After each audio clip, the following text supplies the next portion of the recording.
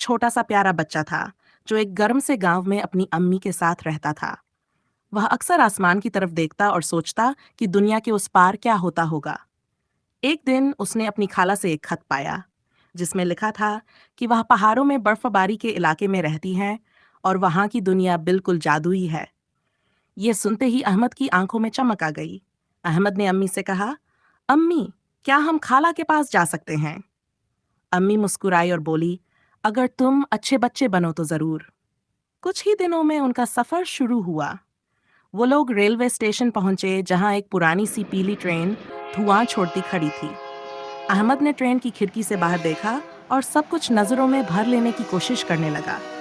जैसे जैसे ट्रेन आगे बढ़ी, खेतों, दरख्तों और पहाड़ियों को पार करते हुए वो एक सुरंग में दाखिल हो गई। अंदर अंधेरा था, लेकिन अहमद डर के साथ साथ बहुत उत्साहित भी था। सुरंग के पार निकलते ही बाहर की दुनिया बिल्कुल बदल चुकी थी। चारों तरफ बर्फ ही बर्फ। पेड़ सफेद चादर ओढ़े हुए थे, घरों की छतों पर बर्फ जमी थी तार और आसमान से नरम नरम फाहे गिर रहे थे। अहमद ने खिड़की से बाहर देखा और दंग रह गया। स्टेशन पर खाला उनका इंतजार कर रही थी। उन्होंने अहमद को गले से लगा लिया। अहमद ने पहली बार बर्फ को छुआ, उसे उछाला और खूब खेला। वह ठंडी थी लेकिन बहुत मजेदार भी। शाम को सब लोग आग के पास बैठे थे। खाला ने एक पुरानी कहानी सुनाई, एक बर्फ की परी की जो सिर्फ उन्हीं बच्चों को दिखाई देती है जो सच्चे दिल से उसे पुकारते हैं। रात के वक्त अहमद चुपचाप बाहर बर्फ में गया, आसमान की तरफ देखा और दिल से एक दुआ मांगी, ए बर्फ की परी, क्या तुम सच में हो? अचानक हवा में चमक सी हुई और बर्फ के फाहों से एक रोशनी बनी। वह बर्फ की परी थी, सफेद चमकदार लिबास में, सुनहरे बालों और रोशन पंखों वाली। वह मुस्कुराई और अहमद से कहा, तुम्हारा दिल बहुत साफ है, इसलिए मैं आई हूं। उसने अहमद को एक बर्फ का गुलाब दिया जो नीली रोशनी में चमक रहा था। अहमद वापस घर आया, वो गुलाब अम्मी और खाला को दिखाया।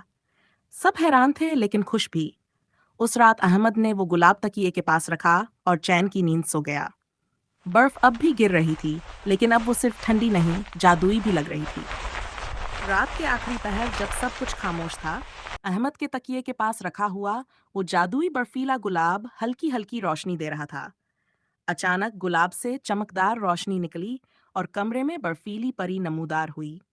उसके बाल चांदी जैसे चमक रहे थे, लिबास बर्फ के टुकड़ों जैसा, और उसके पर सफेद रोशनी में जगमगा रहे थे। परी ने आहिस्ता से अहमद के सर पर हाथ रखा और कहा, अहमद, तुमने अपने दिल की सच्चाई और नरमी से ये गुलाब पाया है। अब तुम्हें एक खास सफर पर ले जाया जाएगा। अहमद की आंख खुली तो वो अब अपने बिस्तर पर नहीं था, बल्कि एक जादुई ट्रेन में बैठा था। ट्रेन की खिड़कियों से बाहर हर तरफ चमकती हुई बर्फ थी, जैसे हर दरख्त और पहाड़ पर चांदनी बरस रही हो। अहमद ने नीचे देखा तो बर्फ में जुगनुओं की तरह चमकती मखलूकात भाग रही थीं। उसके सामने वाली सीट पर वही बर्फीली परी बैठी मुस्कुरा रही थी। ये है जादुई वादी, सिर्फ उनके लिए जो दिल से ख्वाब देखते हैं, परी ने कहा।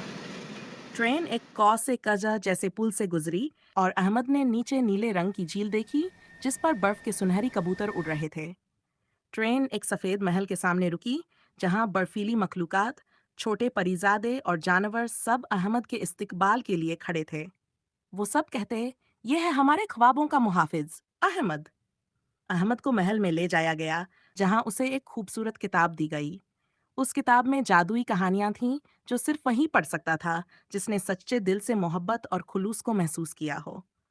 परी ने उसे बताया, तुम हर साल इस जादुई वादी का सफर कर सकते हो, जब भी तुम इस गुलाब को अपने दिल के करीब रखोगे।